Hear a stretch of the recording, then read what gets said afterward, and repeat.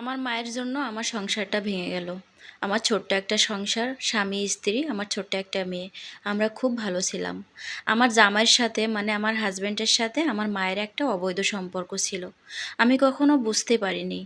আমার মায়ের সাথে আমার জামাইয়ের খুব ভালো বন্ধুত্বপূর্ণ সম্পর্ক ছিল, যেটা মা আর ছেলের ভিতরে হয়। তবে একটা কথা আছে না, মেয়ের জামাই কখনো ছেলে হয় না, এটা কিন্তু সত্য কথা, যেটা আমার মা আর আমার হাজব্যান্ড আমার চোখে আঙুল দিয়ে দেখিয়ে দিয়েছে। আমরা সবাই খুব ফ্রি মাইন্ডেড ছিলাম। আমরা সবাই খুব ফ্রিভাবে মিশতাম। কখনো কারো চোখে কখনো খারাপ কোনো কিছু ধরা পড়িনি। পাড়া প্রতিবেশীর অনেকের চোখে হয়তো এটা খারাপ লাগতো। কারণ যেভাবে আমরা সবাই একসাথে মিশতাম, সেটা হয়তো অনেকের চোখে খারাপ লাগারই কথা। যেটা আমি আজকে বুঝতেছি। তখন আমি বুঝতাম না যে আমার মায়ের সাথে আমার জামাইয়ের একটা সম্পর্ক, এবং এই সম্পর্কটা এত গভীর এবং এত নিকৃষ্ট একটা সম্পর্ক, যার জন্য আমার সংসারটাই ভেঙে গেল। আমার বাবা প্রায় অসুস্থ থাকতেন, আর এটা নিয়ে আমার মায়ের কোনো অভিযোগ ছিল না। আমার মা এবং আমার বাবার ভিতরে এত বেশি বন্ডিং ছিল, যেটা আসলে দেখতে আমাদের ভালো লাগতো। আমরা ভাই বোন ছিলাম ৩ জন। আমরা সবাই আসলে খুব হাসি খুশি একটা পরিবার ছিলাম। কিন্তু হঠাৎ করে একটা ঝড় এসে আমার সংসারটাই ভেঙে দিল। হঠাৎ করে আমার বাবাই স্ট্রোক করে মারা গেল। এত বেশি অসুস্থ উনি ছিলেন না। তারপরে মৃত্যু যখন যার লেখা থাকে, আসলে তো কিছু করার নাই। আমার বাবা মারা যাওয়ার ১ মাসের মাথায় আমার হাসব্যান্ড আর আমার মা পালিয়ে গেল। পালিয়ে গিয়ে তারা বিয়েও করছে। তাদের অনেক খোঁজাখুঁজির পরেও আমরা কোনো খোঁজ খবর পেলাম না।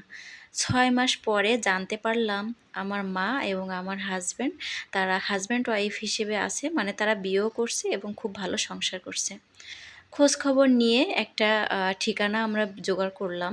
সেই ঠিকানা মতে আমি আর আমার মেয়ে এবং আমার ভাইটা মিলে আমরা চলে গেলাম আমার মায়ের সাথে দেখা করার জন্য। যতই হোক, মা তো। মাকে যে জিজ্ঞেস করলাম, "মা, এ কাজটা তুমি কেন করলে?" প্রতি উত্তরে আমার মা আমাকে বলল, "স্বামীকে বেঁধে রাখতে গেলে কিছু যোগ্যতা লাগে। তোর সেই যোগ্যতা নেই।" আমি তখন আমার মাকে বললাম, "মা, আমার যে যোগ্যতা নেই, তবে এই যোগ্যতাটা তো তুমি আমাকে শিখিয়ে দিতে পারতে, যে কিভাবে আমি আমার স্বামীকে বেঁধে রাখতে পারি। কোনোদিন তো তুমি আমাকে বলোনি, বা আমাদের স্বামী স্ত্রীর ভিতরে কোনোদিন তো এমন ঝগড়াঝাটিও হয়নি কোনো বিষয় নিয়ে, যে আমি বুঝবো আমার স্বামী আমার প্রতি অসন্তুষ্ট। তুমি আজকে এসে এ কথাটা বললে কেন? তাহলে কি তোমাদের ভিতরে সম্পর্কটা অনেক আগে থেকে ছিল, যেটা আমরা জানতাম না?" আমার মা তখন কোনো উত্তর দিল না।